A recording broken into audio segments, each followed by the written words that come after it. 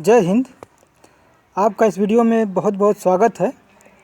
और आज हम लोग सिंधु घाटी सभ्यता के जो स्थल हैं जैसे कि मुंडीगाक, मेहरगढ़, क्वेटा घाटी और अन्य छोटे हैं कुछ जैसे सरतुघई आदि के बारे में जानकारी, स्थल और उसके मैप पर स्थिति और वहाँ के लोग कैसे थे, इसकी जानकारी हम लोग आज साझा करने वाले हैं। तो आप लगातार हमारे साथ बने रहिए और आइए हम शुरू करते हैं इसे। तो आइए चलते हैं शुरुआत में और देखते हैं कि कहाँ से हमें पढ़ना है। देखिए, जो सिंधु घाटी सभ्यता थी थोड़ी ज़्यादा फैली हुई थी और यह अफ़गानिस्तान, पाकिस्तान और भारत में खूब इसका प्रचलन हुआ था, फैला हुआ था, विस्तार था। तो हम देखेंगे सबसे पहले दक्षिणी अफ़गानिस्तान। देखिए, दक्षिणी अफ़गानिस्तान में दो क्षेत्र आते हैं, यानी दो स्थल हैं। केवल कितने? दो ही स्थल हैं। वह कौन कौन से हैं? तो पहला तो मुंडीगाक है। क्या है साथियों? मुंडीगाक। और एक है दूसरा सरतुघई। क्या है? सरतुघई। साथियों, यही दो ऐसे स्थल हैं पाकिस्तान में जो सिंधु घाटी सभ्यता से संबंधित हैं। और इनकी स्थिति कहाँ पे है आप इसे जो है मैप में देख सकते हैं। देखिए, हम यहाँ पे दिखा दिए, यह मुंडीगाक आप देख सकते हैं। यहाँ पे यह है मुंडीगाक जो कि मोहनजोदड़ो, देखिए मोहनजोदड़ो से सीधे ऊपर है और इसे हम छोटे में देख सकते हैं। यहाँ पे देखिए, यहाँ पे यह सिंधु घाटी सभ्यता से ही संबंधित है और यह पूरी तरह से थुत्सुतकांगेडोर से सीधे डायरेक्ट ऊपर है। सीधे ऊपर देखेंगे तो यहाँ से यह मिलेगा। और सरतुघई दूसरा है जो कि अफ़गानिस्तान में यहाँ पे है। और ये जो देखिए, यहाँ से जो है आधा पाकिस्तान के लिए बटा हुआ है, इधर जो इंडिया है ऐसे करके, ठीक है। और यहीं से जो है ऐसे से बढ़ करके अफ़गानिस्तान का क्षेत्र है। तो अफ़गानिस्तान में सरतुघई और यहाँ पे मुंडीगाक, दो ऐसे कल्चर, सभ्यता जो सिंधु घाटी सभ्यता से संबंधित था, अफ़गानिस्तान में है। और आइए इनके बारे में देख लेते हैं क्या क्या इससे संबंधित जानकारियाँ हैं हमारे पास। तो सबसे पहले देखेंगे कि जो मुंडीगाक है वह दक्षिणी अफ़गानिस्तान में है। हमने देखा कि वो पूरी तरीके से किधर नीचे है, क्योंकि अफ़गानिस्तान जो है थोड़ा सा ऐसे टाइप था। और इधर सरतुघई जो है उत्तरी है और यह मुंडीगाक दक्षिणी स्थान है। और ये जो है एक व्यापारिक मार्ग पर स्थित था, जिससे यहाँ पे जो है शिल्प कृतियों का प्रयोग ज़्यादा हुआ है। और यहाँ में कुछ लोगों के बीच संघर्ष हमें देखने को मिलता है, जैसे बलूचिस्तान के जो लोग थे उनसे, और कुछ अन्य नगर थे ईरान के, वहाँ पे कुछ संघर्ष हुआ था इन लोगों के बीच में। यहाँ पे ऊंची ऊंची दीवारें पाई गई हैं, मिली हैं, और इसे धूप में सुखाई गई ईंटों के वर्गाकार बुर्ज बनाए जाते थे। वर्गाकार बुर्ज मतलब कि बड़े से किले के टाइप का ये भी होता है। और यह जो है खम्भे बनाए जाते थे जो कि एक कतारे के रूप में थी, और इसे महल के रूप में पहचाना गया, कहा गया कि यह महल है। और दूसरा भी एक और विशाल मंदिर है, इसे लोग कहते हैं कि ये जो है कोई मंदिर है। देखिए, हम इसमें जो भी स्थल मिलते हैं, जो भी भवन मिलते हैं, जो भी यहाँ पे विशाल कोई आकृति मिलती है, तो हम अलग अलग अनुमान लगाते हैं। कोई भी फिक्स एकदम क्लियर कुछ भी हमें पता नहीं है, हमें अनुमान लगाना ही पड़ता है, क्योंकि हमें लिखित जो भी जानकारियाँ हैं हम पढ़ नहीं पाए हैं। लिपि उनकी थोड़ी सी अलग है, भिन्न टाइप की है।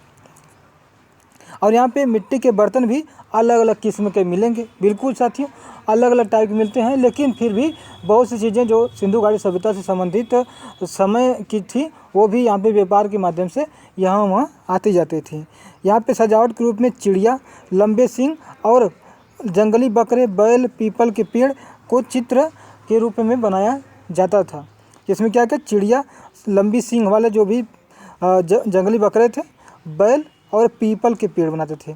आज के समय में बहुत सी तरह के जो कलाकृतियाँ आ गई हैं। मानव में भी देखिए मधुबनी पेंटिंग है, वहाँ पे राजस्थान चलिए जाइए, कालबेलिया पेंटिंग है, अलग टाइप की पेंटिंगें हैं। तो ऐसे भी यहाँ पे इस तरीके के इनका बिल्कुल अलग थोड़ा सा था और ये अलग तरीके से अपना चित्र को बनाए हुए थे। यहाँ पे पक्की ईंटों से बनी हुई छोटी छोटी मूर्तियाँ मिली हैं जो कि स्त्रियों की थी, और यह बलूचिस्तान में पाई गई जो मूर्तियाँ हैं उससे मिलती जुलती हैं। बलूचिस्तान में कौन कौन सी हैं? सूतकांगेडोर जो है सबसे पश्चिमी सिरा सिंधु घाटी सभ्यता का है, सूतकांगेडोर, वहाँ से मिलती जुलती यहाँ पे मूर्तियाँ मिली हैं जो कि पक्की मिट्टी के बनाई गई थी, ठीक है। और यहाँ पे कुल्हाड़ी भी मिली है और बसुला भी प्रयोग करते थे ये लोग, कुल्हाड़ी बसुला का प्रयोग करते थे नए नए लकड़ी से, और लकड़ी से अलग अलग टाइप के आकृतियों को सजाने के लिए, बनाने के लिए। यह सबसे प्रसिद्ध क्यों है सिंधु घाटी सभ्यता में? अफगानिस्तान का जो मुंडीगाक है, सरतुघई, यहाँ पे सेलखड़ी और लाजवर्द, ये अमूल पत्थर जो है ईरान और मध्य एशिया में ही ये सब पाए जाते थे। और यह हमारे यहाँ भारतीय जो सिंधु घाटी सभ्यता है यहाँ पे ये सब का उत्पादन नहीं होता था। कहाँ से होता था? तो ये जो है मुंडीगाक और सरतुघई से ही मिलता था। इसलिए जो है इसे इसके लिए सेलखड़ी और लाजवर्द के लिए यह बहुत ही ज़्यादा प्रसिद्ध था और बहुत ज़्यादा इसकी वैल्यू थी, यहाँ से मंगाई जाती थी हमारे यहाँ पे। देखिए यहाँ पे लंबी लंबी जो दीवारें कतारें बनाई गई हैं यहाँ पे देखिए, जो कि एक खंडहर शेष ही बच गया है। इसी को कहा जा रहा था कि ये जो है महल है, या इसे मंदिर का भी एक स्वरूप दिया जा सकता है। देखिए यहाँ पे जो एक व्यक्ति इंसान है, और ये इंसान देखिए इस तरीके का इसमें जो है एक मूर्ति मिली है जो कि पक्की ईंटों का है। और यहाँ पे देखिए ये जो छेनी टाइप का है, इसे हम बसुली बोल सकते हैं इसमें लगा करके, और इसमें छेनी टाइप का है देखिए, और इसमें जो है बसुली उसली भी मिली थी। तो आप देख सकते हैं ये सब चीज़ें सिंधु घाटी सभ्यता के मुंडीगाक वाले स्थल से प्राप्त हुए हैं। जब इसके आगे बढ़ते हैं तो यहाँ पर भी देखिए यह जो खड़े खड़े जो दिख रहे हैं ये सब मुंडीगाक के ही हैं, और इस तरह के यहाँ पे आकृतियाँ पाई गई हैं। और जो खंडहर अवशेष बचे हैं उन्हीं को नए तरीके से डिजाइन करके, या उन्हीं को देखा गया है कि अगर यह उस समय रहे होंगे तो कैसे रहे होंगे। तो बिल्कुल साथियों इस जैसे शहर की तरह ये रहे होंगे। कौन? मुंडीगाक का जो शहर है सिंधु घाटी सभ्यता वाला। तो हमें विश्वास है आपको ये चीज़ जानकारी समझ में आ गई होगी। और यहाँ पे देख सकते हैं जो सूरतघई और मुंडीगाक है, ये जो है देखिए यहाँ पे आज भी ऐसा एक टीला मिला हुआ है। लोग कहते हैं कि ये जो है दुर्ग तरह का था, या बुर्ज तरीके का था, या बुर्ज कर सकते हैं इसको, तो यही था। देखिए यहाँ पे मुंडीगाक का ये जो एरिया है, और इसी के थोड़ा सा बगल में ही यहाँ पे यह चीज़ बड़ी सी मिली है जिसे मंदिर कहा जा सकता है, या इसे बुर्ज भी कहते हैं लोग। हमने इसमें देख लिया कहाँ कहाँ कौन से स्थल थे, और सीधे आगे बढ़ते हैं और इसमें देख लेते हैं सरतुघई। कुछ क्वेश्चन है जो सिंधु घाटी सभ्यता के अफगानिस्तान वाले एरिया से संबंधित है। देखिए इसमें बताया गया है कि जो हड़प्पाई स्थल सरतुघई किस देश में है? तो यह अफगानिस्तान में है, और मुंडीगाक भी अफगानिस्तान में है। सरतुघई किस कारण प्रसिद्ध है? तो यह लार्ज वर्ड मणि के लिए प्रसिद्ध है। किसके लिए? लार्ज वर्ड मणि के लिए प्रसिद्ध है, हमने बताया ये चीज़। और सूरतघई किस युग से संबंधित है? यह कांस्य युग से संबंधित है। और कांस्य युग से कौन संबंधित है? जितने भी सिंधु घाटी सभ्यता के स्थल हैं सभी के सभी कांस्य युग से संबंधित है, चाहे वह सरतुघई हो, चाहे वो मेहरगढ़, चाहे वो क्योटा घाटी, चाहे वह सिंधु मोहनजोदड़ो, हड़प्पा, गढ़वारी वाला, जो भी कालीबंगन सब जितने भी हैं सब कांस्य युग से संबंधित है। क्योंकि पुराने समय में तांबा यानी कांपर का युद्ध जो है हो रहा था। कब? जब नवपाषाण काल चल रहा था तब। और नवपाषाण काल के तुरंत बाद जो है सिंधु घाटी सभ्यता का विकास हुआ। सिंधु घाटी सभ्यता का विकास हुआ, और तांबा तो उस समय था ही, और साथ में इसमें टीन मिला दिया गया। क्या चीज़? टीन साथियों। टीन को यसन बोलते हैं, यह होता है। इसे मिला करके ये लोग कांसा का बनाते थे, और कांसा की मूर्तियाँ मिली है जिससे हम लोग इसे कांस्य युग कहा जाता है। ठीक है, ठीक। इसके आगे बढ़ते हैं तो हम देखते हैं आगे क्वेटा घाटी। ठीक है, क्वेटा घाटी कहाँ पे है यह हमें ज़रूर देखना चाहिए इस मैप में। तो इसमें तो थोड़ा सा मुश्किल है देखना, क्योंकि इसमें शायद ही लिखा हो। और क्वेटा घाटी जो है हम देख सकते हैं इधर साथियों। देखिए ये पाकिस्तान में ही एक क्वेटा घाटी देखिए यहाँ पे है, और यह बिल्कुल ही अफ़गानिस्तान, देखिए यह अफ़गानिस्तान का एरिया है, और यह पूरा पाकिस्तान का ऐसे एरिया है। और जो मुंडीगाक था हमारा लगभग इस वाले एरिया में था यहाँ पे, और सरतुघई यहाँ पे था। हमने यह चीज़ देखा, यह जो मुंडीगाक था ये जो है सरतुघई था। और यहाँ पे क्वेटा घाटी है। क्वेटा घाटी जो है पाकिस्तान और अफगानिस्तान के ठीक बॉर्डर पर ही है। लेकिन जब सभ्यताएं शुरू हुई थी तो उस समय पाकिस्तान अफगानिस्तान का कोई बॉर्डर नहीं था, सब एक समान था, यानी कहीं भी आप आ जा सकते थे, जो कि बहुत ही अच्छा उस समय हुआ करता था। अब क्वेटा घाटी को देख लेते हैं, इसमें क्या क्या जो है बातें हैं जो कि इस सभ्यता से संबंधित है, जो सिंधु घाटी सभ्यता में आती होंगी। तो इसमें बताया गया कि ये मुंडीगाक के ठीक पूरब में था। बिल्कुल साथियों, क्वेटा घाटी मुंडीगाक के पूरब में था और यहाँ पे बड़े बड़े ईंटों के घर पाए गए हैं साथियों। अब हो सकता है मुंडीगाक के लोग जो है जब थोड़ा सा विकसित हुए होंगे तो क्वेटा घाटी की तरफ चले गए होंगे, क्योंकि वहाँ पे पानी होने की व्यवस्था सही थी। घाटियों में पानी और बर्फ़ से जो पहाड़ होते हैं, पर्वत, वहाँ से बर्फ़ पिघलकर पानी हमेशा मिलता जुलता रहता है और नदियों से पानी बहता है तो घाटियों से होकर ही बहता है। तो यहाँ पे पानी आसानी से उपलब्ध हो जाता होगा, इसलिए ये लोग वहाँ पे घाटी में आ गए होंगे और वहाँ पे इनका अस्थायी निवास हो गया होगा और यहाँ पे घरों निर्माण करने की सारी व्यवस्थाएं इन्हें प्राप्त हो गई होंगी, तो ये अच्छे तरीके से इन्हें डेवलप कर पाए। और यह बता दें कि 3री शताब्दी के आरंभ में ये सब मिले थे। कहाँ पे? क्वेटा घाटी। ये सब हम बता रहे हैं शुरुआती समय के लोग जो है सिंधु घाटी सभ्यता के जो थे, जिसे हम बताए थे प्रथम चरण, यह प्रथम चरण से ही संबंधित है, जो कि कितने था, तो यह लगभग जो है 3800 BC से और ये लगभग जो है 2600 BC के बीच इसका रहा होगा। ठीक है, 2600 या मान लीजिए 2800 BC। ठीक है, 2800 BC इसका था। तो इन सालों में जो है क्वेटा घाटी, मुंडीगाक, सरतुघई ये सब शहर डेवलप हुए थे उस समय।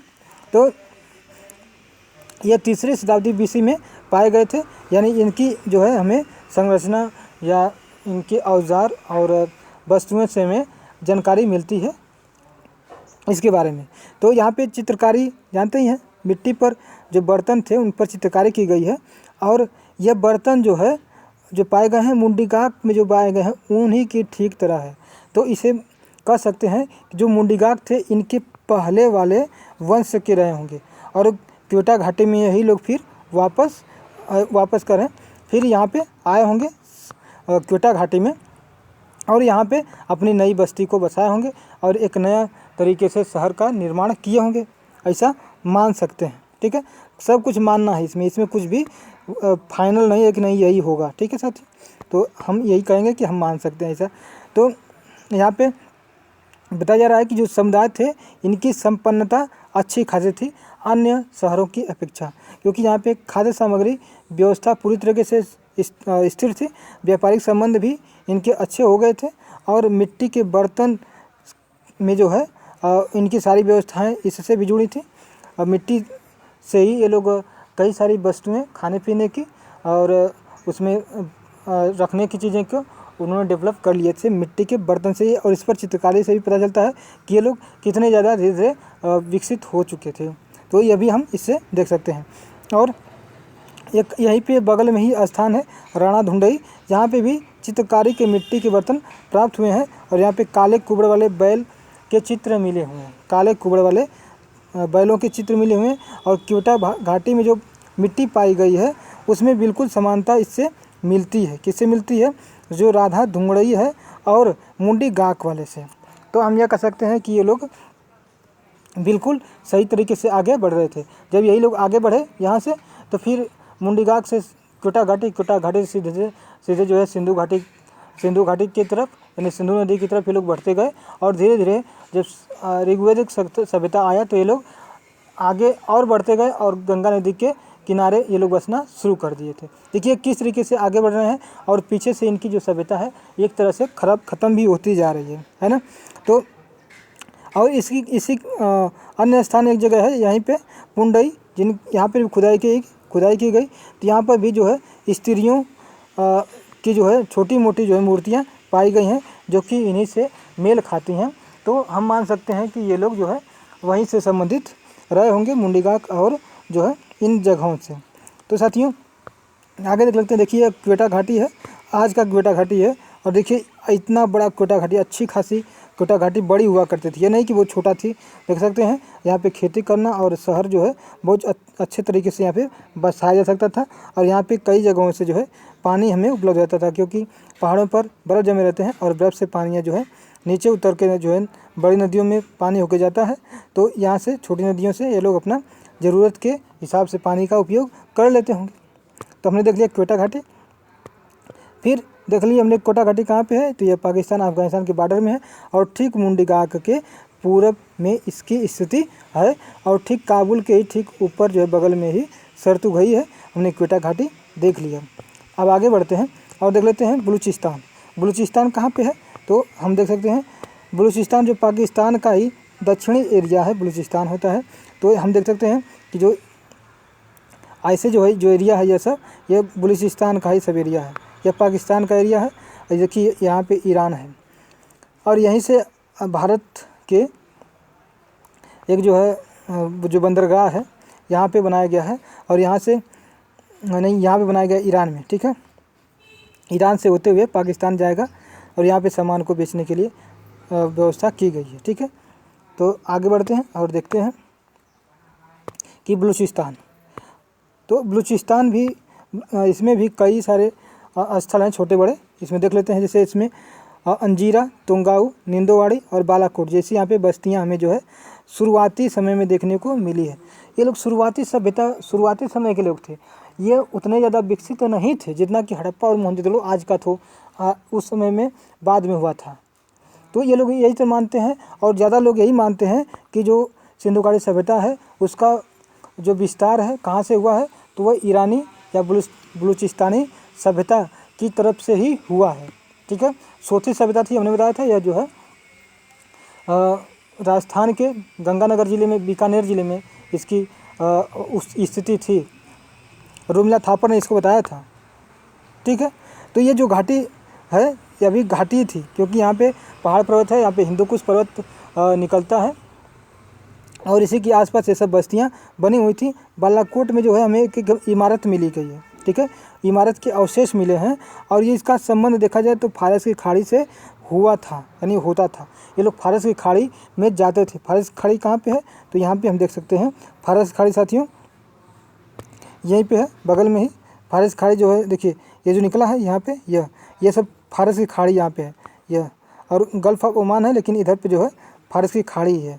तो यहाँ पे ये लोग यहाँ से होकर जाते थे, कहाँ से, तो इस वाले एरिया से। कराची जो है ये सब एरिया पाकिस्तान का ही था, और यहीं पे जो है बलूचिस्तान हुआ करता था। यहीं से होकर के लोग यहाँ से ऐसे घूम के जाते थे। और इराक, इधर आगे जाएंगे तो ईरान के बगल में उधर पीछे इराक पड़ता है। इराक में मेसोपोटामिया सभ्यता थी, तो वहाँ से ये लोग अपनी ज़रूरत के सामान बेचते थे और ले भी आते थे। तो इस तरीके से पता चलता है कि लोग फारस से संबंधित थे, फारस ये लोग जाया करते थे और व्यापार भी वहाँ से खूब इनका होता था। तो हमने ये चीज़ बता दिया कि इनका संपर्क जो है फारस खाड़ी से था, और यहाँ पे मतलब कि मेसोपोटामिया संबंधित था, समझ लीजिए।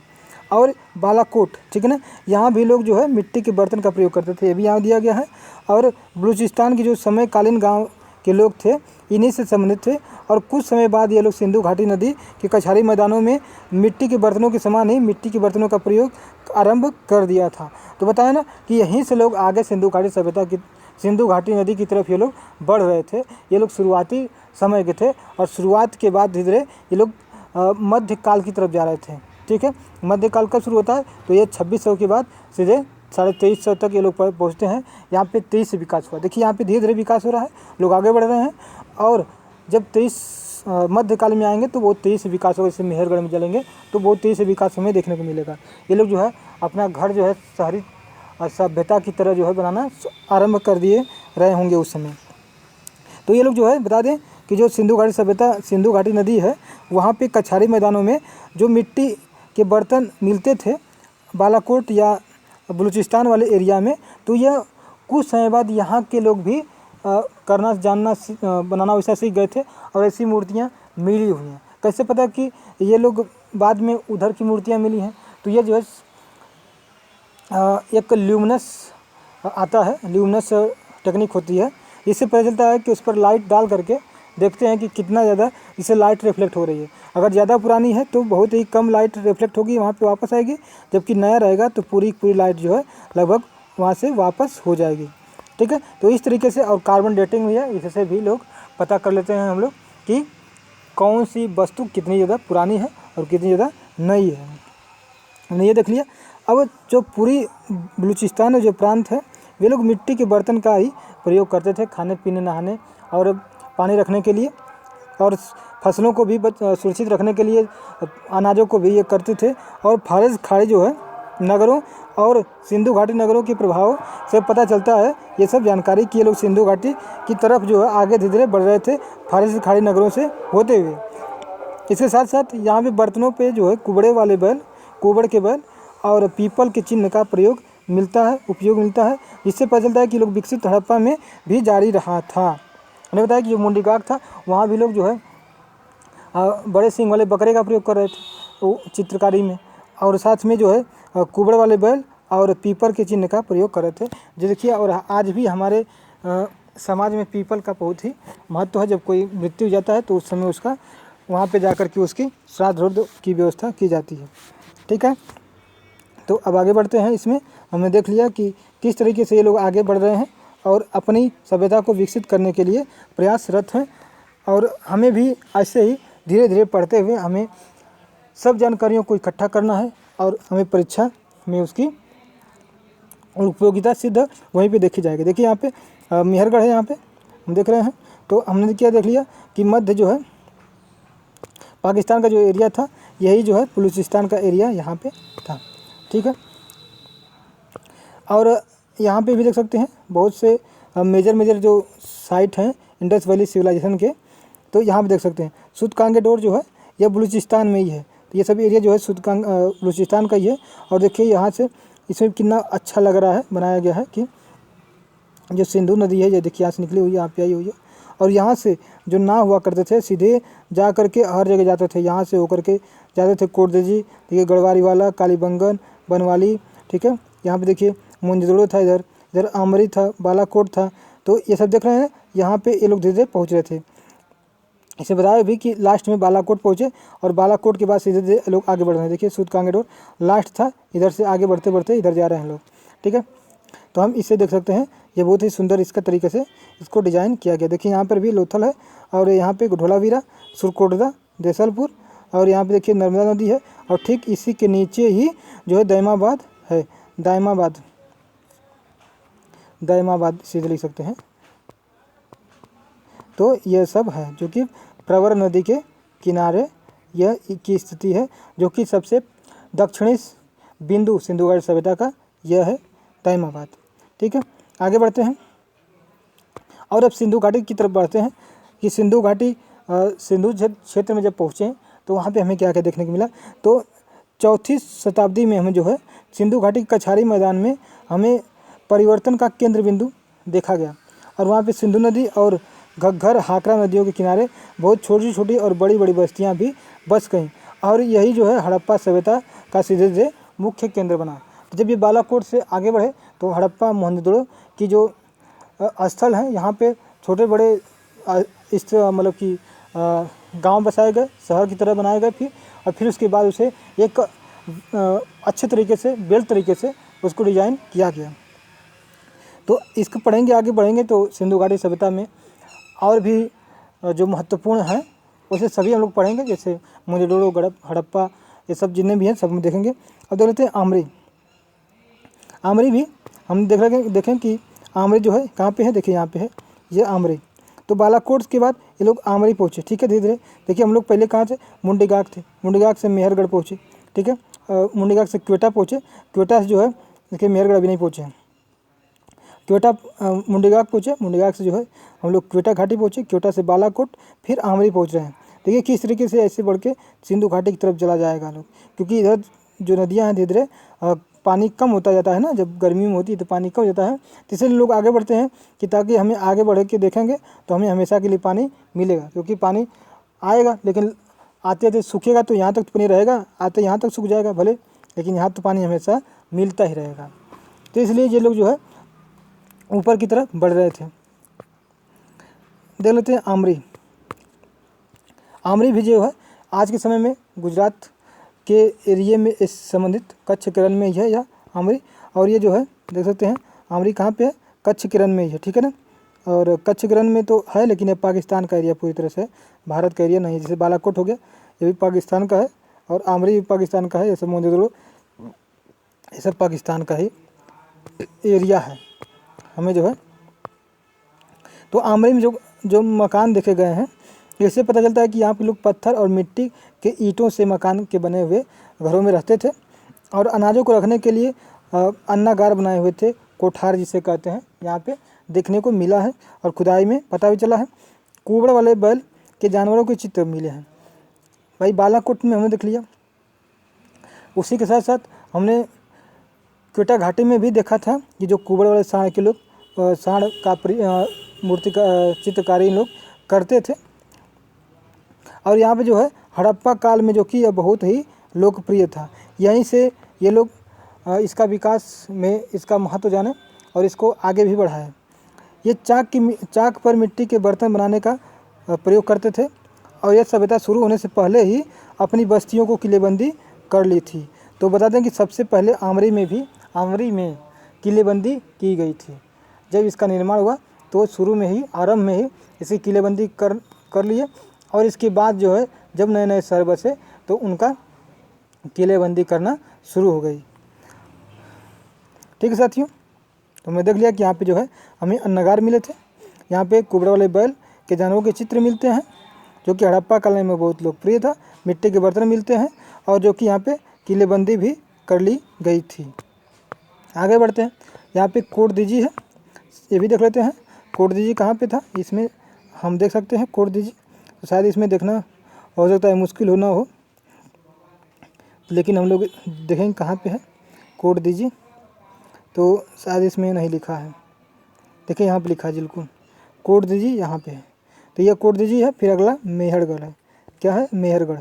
तो कोट दीजी हमने देख लिया। और कोट दीजी किस नदी के किनारे है, तो ये जो है सिंधु नदी के बगल में ही ये नदी गई है, उसके किनारे है। और मेहरगढ़ यहाँ पे है।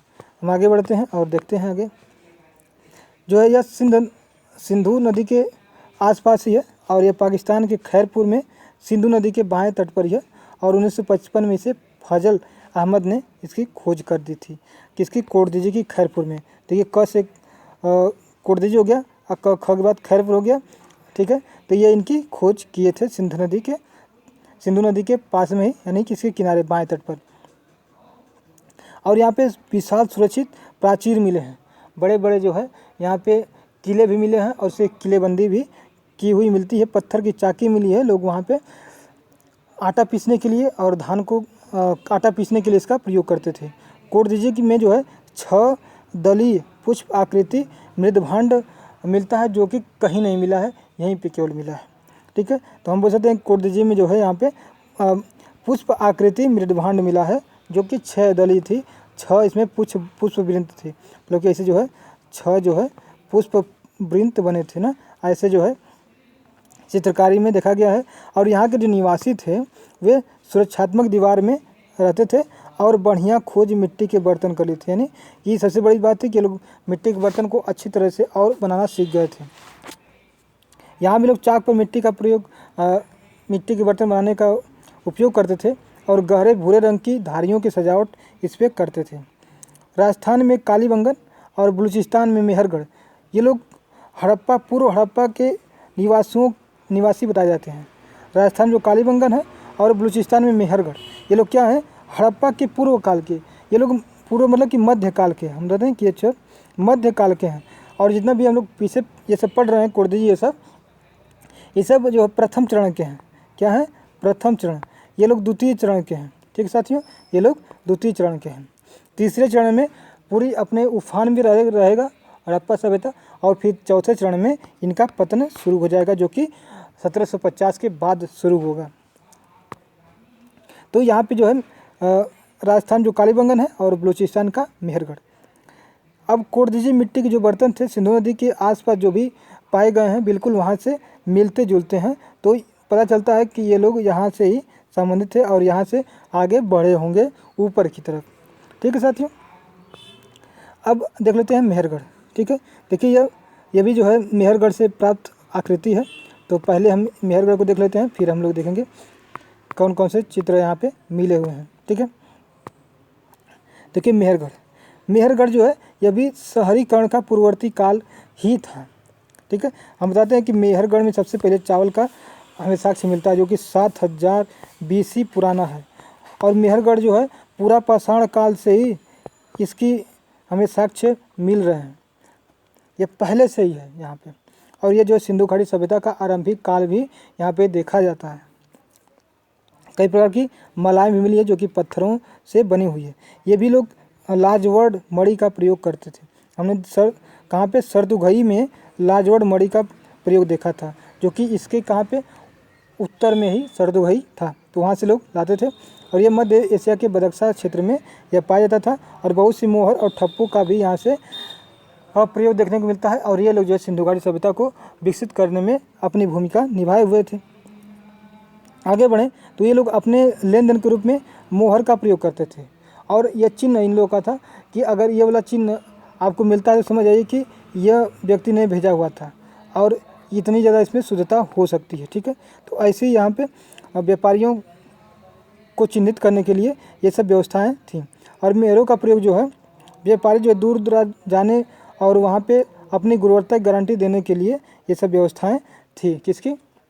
मोहरों की। ये देखिए सब मानने की व्यवस्था हो जाता है कि जो मोहर है उनके कुछ और कुछ हुआ करते हों, या उनके पास जो है एक मुद्रा का व्यवस्था हो कि नहीं एक मुद्रा है। या भाई ये लोग पढ़े लिखे थे, समझदार थे, वे लोग आज के समय में नहीं कि उसे मुद्रा बना के फिर से बेच दें। वो लोग अच्छे रहे होंगे, उसका चोरी बाजारी कालाबाजारी न करते हों, तो और ईमानदार भी रहे होंगे, तो उसका मुद्रा के रूप में भी प्रयोग होता होगा।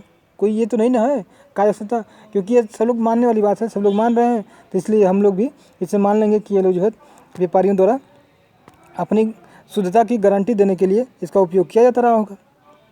और यहाँ पे जो मिट्टी के बर्तन है, इस पर डिजाइन और मूर्तियों के और तांबे के पत्थर और मलताबा और पत्थर से वस्तुओं से पता चलता है कि ये लोग ईरान से संबंधित थे। इनका ईरान के साथ घनिष्ठ संबंध था। ठीक है, और हमें बताया कि ये लोग बिल्कुल भाई ईरानी सभ्यता जो बलूचिस्तान की थी वही आगे बढ़ी होगी और पाकिस्तान में घुस गई होगी। जैसे ये लोग बालाकोट, आमरी, कोटदीजी पहुँचे हैं तो ऊपर भी तो गए होंगे, तो इसलिए बिल्कुल इसे हम कह सकते हैं।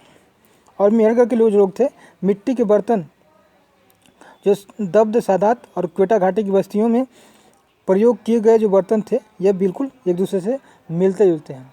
तो बोल सकते हैं कि जो मुंडीगाक और क्वेटा घाटी की जो संबंधित वस्तुएं थी बिल्कुल यहाँ पे भी मिली हैं।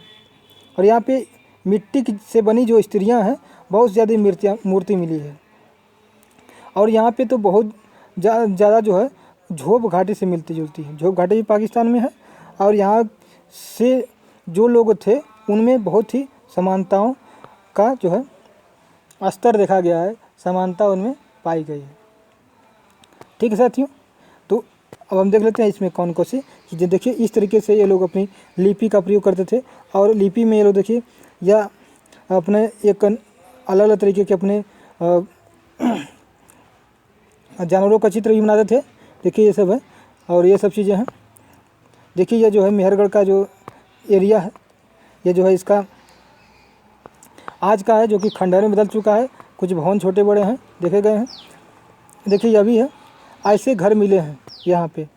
ठीक है, मेहरगढ़ में देखिए ये सब घर जो है ऐसे ऐसे मिले हैं और ये मेहरगढ़ के सब एरिया के हैं सर। देखिए किस तरीके के लोग बिल्कुल रहा करते थे। और शायद उस समय अगर टाइम मशीन हो तो हम तो जानना चाहेंगे कि चलें इसी समय को देखा जाए, कितने ज़्यादा हमसे ज़्यादा इनके पास कोई टेक्नोलॉजी तो थी नहीं, लेकिन हमसे भी ज़्यादा ये लोग ज़्यादा समझदार थे, ज़्यादा बुद्धिमान थे, ज़्यादा ईमानदार थे और अपने कर्तव्य को लेकर के बहुत ज़्यादा सुदृढ़ थे। और इसे समाज के प्रति और पर्यावरण के प्रति भी ये लोग बहुत ज़्यादा समझदार थे और पहले से ही इसे समझने के लिए और इसे सही रखने के लिए कर्तव्य प्रयत्नशील भी थे। आगे बढ़ते हैं देखिए यहाँ पर भी है, यह ऐसी मूर्तियाँ भी यहाँ से मिली हुई हैं, देख सकते हैं यहाँ पे। तो ये सब मिट्टी की मूर्तियाँ, सब मिट्टी की मूर्तियाँ मिली हैं। ठीक है साथियों, देखिए मेहरगढ़ का सिविलाइजेशन जो है आज भी ऐसा देखने को मिलता है ना। ऐसे ही इन लोग का जो है चित्र बने हुए हैं आज भी खंडहर के रूप में जो है। देखिए कितने अच्छे लग रहे हैं, सोचिए कि इतने अच्छे लग रहा है आज से, और उस समय सोचिए कि आज से 4000 साल पहले, 5000 साल पहले ये लोग, इनका मकान कैसे रहा होगा और यहाँ के लोग कैसे रहेंगे, कितना अच्छा लगता होगा। देखिए यहाँ पे ये सब मूर्तियाँ मिली हुई हैं, यहाँ पे ये मूर्तियाँ जो है मिली हुई हैं। बहुत ज़्यादा ऐसी मूर्तियाँ जो है हज़ारों की संख्या मिली हुई हैं मेहरगढ़ से। और मेहरगढ़ जो है, देखिए यहाँ पे जो मेहरगढ़ है यह नियोलिथिक साइट भी है पाकिस्तान में। नियोलिथिक साइट देखिए यहाँ पे ऐसे गुफा बनी हुई थी, गुफा में भी ये लोग रहा करते थे जब नियोलिथिक साइट था तब। और जब जो है सिंधु घाटी सभ्यता में आए मेहरगढ़, तो ये लोग पूरी तरीके से पक्के ईंटों के मकानों में रहा करते थे। और यहाँ देख सकते हैं ये लोग का जो घर है, यहाँ पे जो है ये ऊपर से सीन लिया गया है। और देखिए ऊपर से ये इनका घर है, छत टाइप का। और यहाँ पे देखिए सीढ़ी बनाई गई है नीचे उतरने के लिए। देखिए कितने बढ़िया है, ये लोग एक तरीके का गर्त आवास लग रहा है, या तो ऊपर से मिट्टी जम गई होगी और नीचे से खुदाई की होगी। ठीक है, इस तरीके का है ये सब। तो हमने आज देख लिया कोयटा घाटी और मेहरगढ़, मुंडीकाक और आमरी, बालाकोट, कोटदीजी। तो आपको ये वीडियो कैसा लगा, हम इससे संबंधित क्वेश्चन भी जल्द ही करेंगे। और आज के लिए बस इतना ही, और आप अपना सुझाव हमें ज़रूर लिखिएगा कमेंट बॉक्स में। जय हिंद।